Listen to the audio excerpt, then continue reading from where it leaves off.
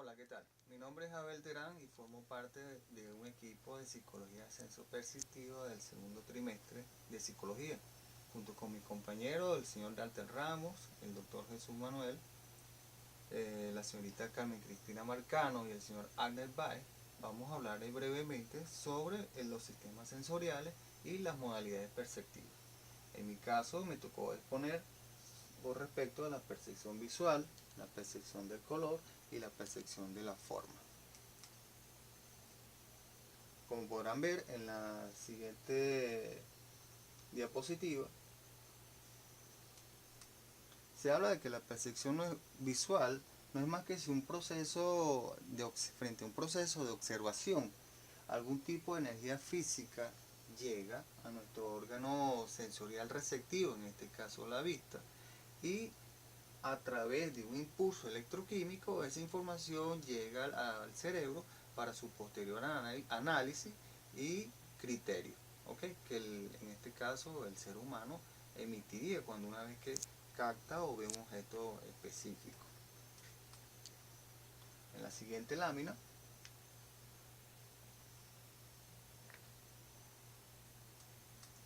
en lo que es la psicología como tal, esta define la percepción visual como un proceso cognitivo en que la conciencia, como digo, reconoce, interpreta y elabora a partir de las sensaciones captadas un juicio o un criterio de lo que está observando o de lo que está viendo.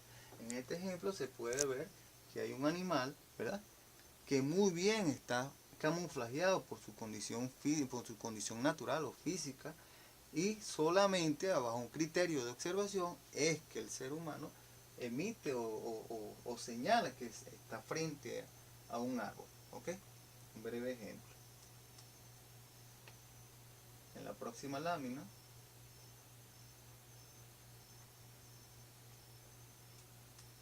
hablar del color como tal o la percepción del color como tal, nos referimos a una forma muy sencilla de que subjetivamente es todo lo que captamos, pero objetivamente no siempre cumple con la realidad. Es decir, es por eso que a veces emitimos una serie de opiniones donde señalamos, de acuerdo a lo que captamos del color del objeto, una sensación de qué forma queremos apreciar o queremos que se adapte a nuestro ambiente de lo que estamos viendo. ¿Ok?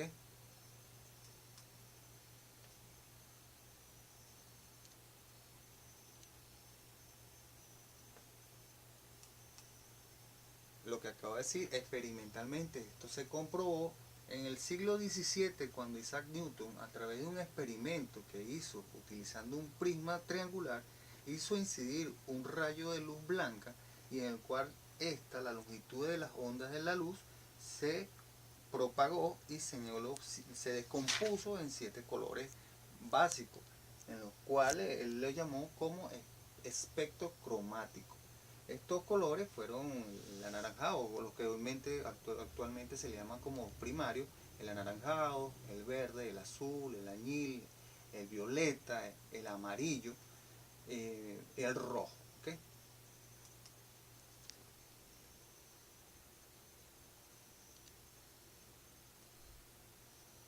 En cuanto a la percepción de la forma, nuestro sistema perceptivo tiende a unificar de manera global la información, pero al momento de analizarlo lo hace de manera selectiva y trata de hacerlo de manera muy simple para que es una forma como el cerebro interpreta lo que está mirando del objeto, de la imagen, de la superficie en sí. Aquí se involucra algo más de lo que es la teoría de Gestalt, donde tiene que ver con respecto a que la captación subjetiva o psicológica del objeto está dividido sea de una forma simple o si no de una forma donde no amerite información guardada anteriormente, en la memoria del ser humano.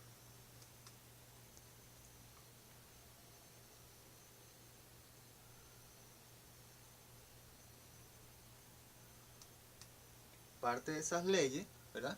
Parte de las leyes serían por lo menos la ley de proximidad, donde habla que nuestra percepción tiende a asociar elementos que se encuentran cerca y considerarlos como un grupo. Por ejemplo, esta figura que está aquí, donde hay una serie de mexicanitos, y en general el cerebro los asocia como un todo. ¿Ok? La ley de la forma cerrada señala que nuestra percepción, una forma cerrada, tiene más coherencia que una forma abierta, y el cerebro automáticamente tiende a completarla sin que exista la línea, o mejor dicho, sin que la línea esté presente. Como pueden ver en esta figura, podemos completarlas, como dije yo, sin que esté presente una línea que la defina. ¿Okay? Tenemos la otra ley de similitud, donde nuestra percepción, en este caso, se toma como característica varias condiciones o varias propiedades de los objetos en sí que los relacionen de una forma, de color o de textura. Por ejemplo, esta lámina.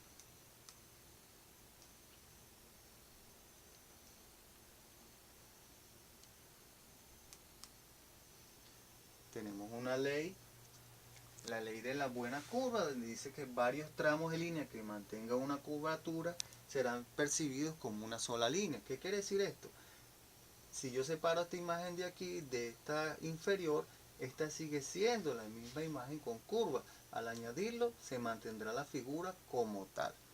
En la constancia de la forma, aunque señala que aunque la imagen, que el objeto que vemos está deformada por los efectos de la perspectiva, nuestra percepción sigue siendo de que vemos el mismo objeto, aunque varíe su forma o su tamaño. Pues. En este caso podemos suponer que el elefante aquí visto, ¿verdad?, presenta hasta 6 patas cuando en realidad solamente tiene 4. Nuestra perspectiva está variada ahí.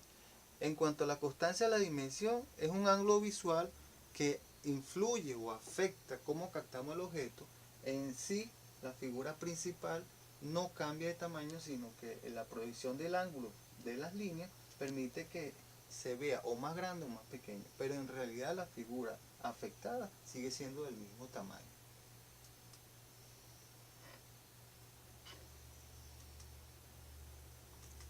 En la próxima lámina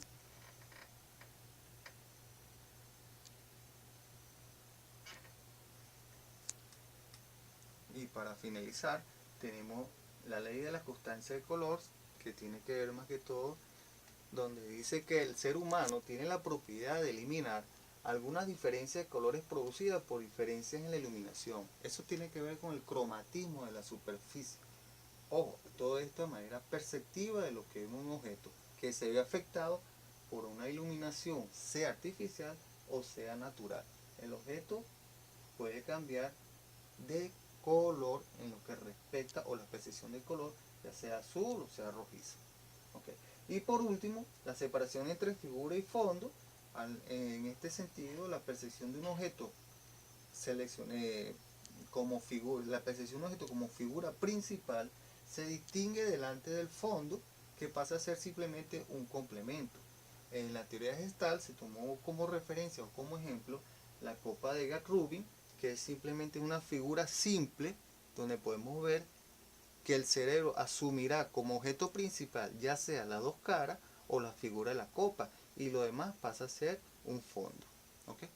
Bueno, esto es todo de mi parte, y bueno, le doy el pase de exposición en mi próximo. Saludos, mi nombre es Jesús Meléndez Campos. Seguidamente vamos a continuar con la exposición y vamos a conversar sobre la percepción de la profundidad. Como podemos ver en la imagen siguiente, ahí existen unas líneas paralelas y el cerebro procesa la disposición de estas líneas como de profundidad. La imagen nos parece que estuviera profunda. Eso quiere decir que las líneas paralelas parece que se unen en la distancia, y esa impresión sirve para que el cerebro genere una sensación de profundidad. A esta sensación de profundidad también la conocemos como percibir en tercera dimensión. En esta imagen, ¿verdad?, podemos también observar la disposición de las líneas y pareciera que hay un objeto o varios objetos o varios edificios en esa imagen, cuando en realidad el dibujo está diseñado, está dibujado sobre una superficie plana, pero como dije anteriormente, por disposición de las líneas paralelas. ¿Okay? Seguidamente vamos a conversar sobre la percepción del movimiento. Está determinado por el movimiento de la imagen por la retina. Ejemplo, si nosotros mantenemos la vista fija en un objeto, ¿verdad? Como el que vamos a ver seguidamente, podemos percibir que los círculos, ¿verdad?, pueden estar girando en el sentido de la aguja del reloj o sentido contrario, si mantenemos la vista fija. Es la ilusión del movimiento producido por cambio en diferentes dimensiones del estímulo visual. Es un movimiento aparente. ¿Okay? Seguidamente vamos a conversar sobre la percepción auditiva. En entidades, por supuesto, tenemos el órgano de la visión, el órgano de la audición, que el órgano de la percepción auditiva es lo que nos hace determinar qué es lo que estamos escuchando. Y si fijamos la mente en lo que estamos escuchando, sin permitir que los estímulos externos nos puedan distorsionar, nos fijamos en esa imagen o en ese sonido y podemos determinar qué es lo que estamos escuchando. ¿Okay? Esta percepción de la audición también puede determinar cambios en nuestro sistema periférico. Estoy hablando de la piel. Se pueden estimular los folículos pilosos de la glándula sudorípara y pueden en todo caso percibirse como una sensación de piel de gallina. ¿Okay? Eso también lo puede determinar la percepción auditiva. ¿Okay? Otro de los estímulos, ¿verdad?, es la sonoridad. Podemos conversar que según el diccionario de la lengua, ¿verdad?, española, sonido es la sensación producida en el órgano del oído por los movimientos vibratorios de los cuerpos transmitidos por un medio elástico, ¿verdad?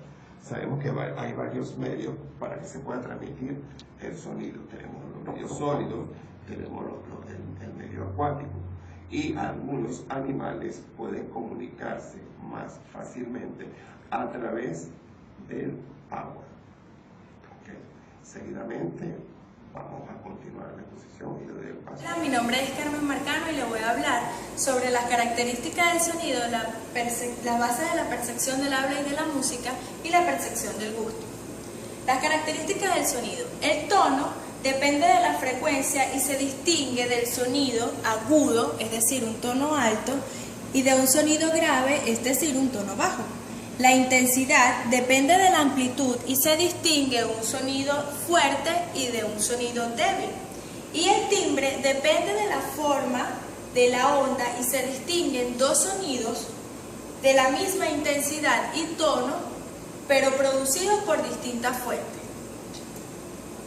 El tono es la impresión que nos produce la frecuencia de vibración a la que se manifiesta una determinada onda sonora. Es decir, mientras más vibración se produzca, más aguda será la voz. Y por lo contrario, mientras menos vibración se produzca en la laringe humana, más grave será el tono y el timbre. La agudeza del tono implica la lejanía, mientras que la gravedad implica la cercanía. Bases de la percepción del habla y la música. La música es la combinación de sonidos agradables al oído. También se le conoce como el arte de combinar los sonidos de la voz humana o de instrumentos. El habla es la realización concreta en un momento y lugar preciso de un determinado código o lengua. También se puede decir que es el proceso biológico fundamental del ser humano. La percepción del habla es el proceso por el cual los sonidos del lenguaje son escuchados, interpretados y comprendidos, y está estrechamente vinculado con los campos de la fonética, la lingüística, la psicología cognitiva y la percepción de la psicología.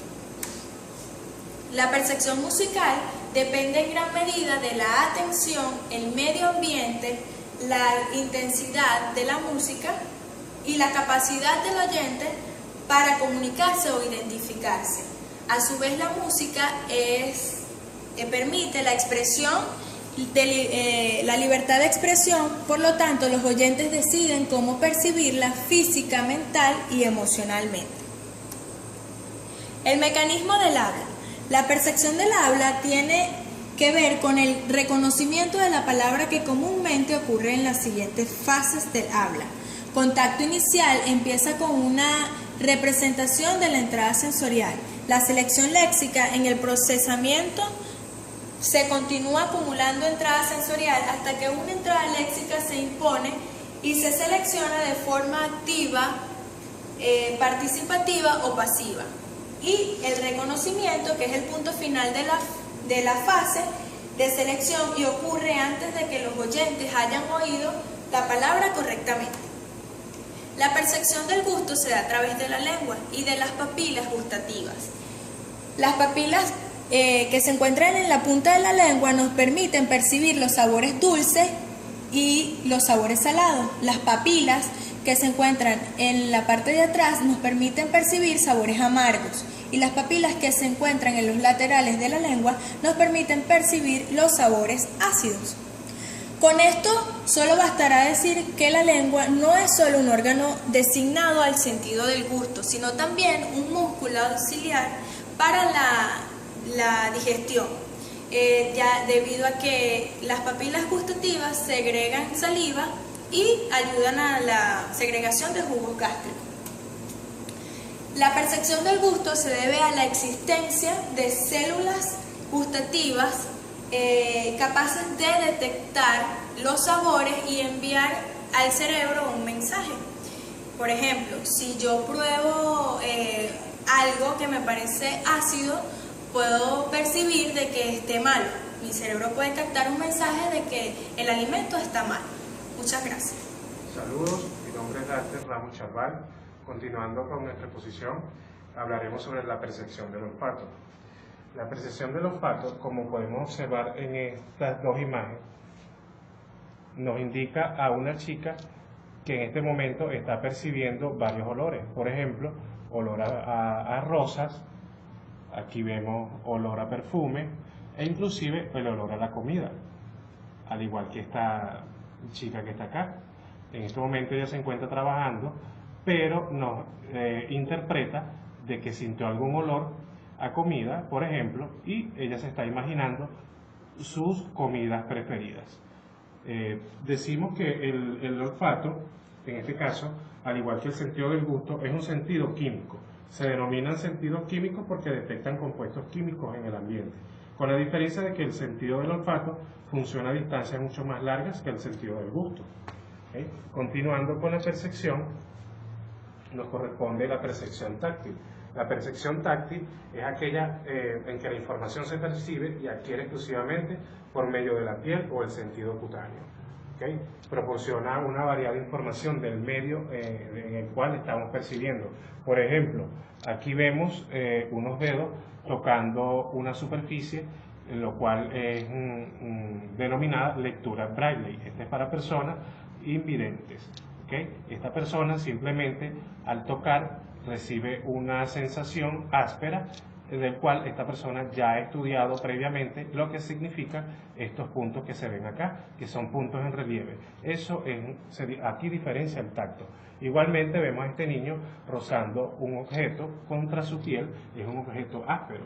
¿Okay? Aquí pues, la persona percibe inclusive al tocar la forma del objeto como tal y a la vez se da cuenta de que es un objeto bien sea corrugado, áspero, liso, ¿verdad? ¿Okay? Obviamente pues la percepción táctil nos va a indicar bien sea la forma, la textura, el relieve de los objetos. Continuando, podemos encontrarnos con la percepción selectiva. La percepción selectiva no es más que cuando un receptor se expone a cierta información. Por ejemplo, estas dos personas se están exponiendo en este caso, a ver esta serie de objetos, como vemos acá.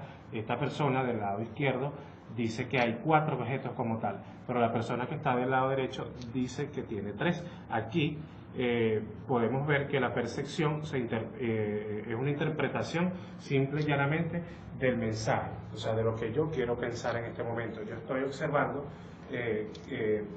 bien sea 4 objetos o 3 objetos. Es la forma como yo me ajusto a la situación, al momento que me da la vida en este caso. La percepción selectiva tiene en esta oportunidad 4 divisiones, por decirlo así.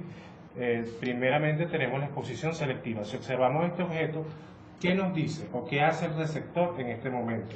¿Okay? El receptor simplemente decide qué fuente de información consultar. Por ejemplo, hacer zapping cuando ve la televisión. ¿Qué significa? Aquí la persona está, en este caso, decidiendo qué es lo que va a ver en este momento en su televisión. Nuestra segunda imagen, por ejemplo, podemos observar acá, es la atención selectiva. ¿Okay? Aquí vemos varias personas ubicadas en tiempo y espacio, ¿okay? Personas caminando, personas en vehículos, conversando. ¿Okay? Aquí decidimos, en este caso, qué tipo de contenido considerar, excluyendo a otros. Por ejemplo, nos permite ignorar los estímulos poco relevantes para continuar.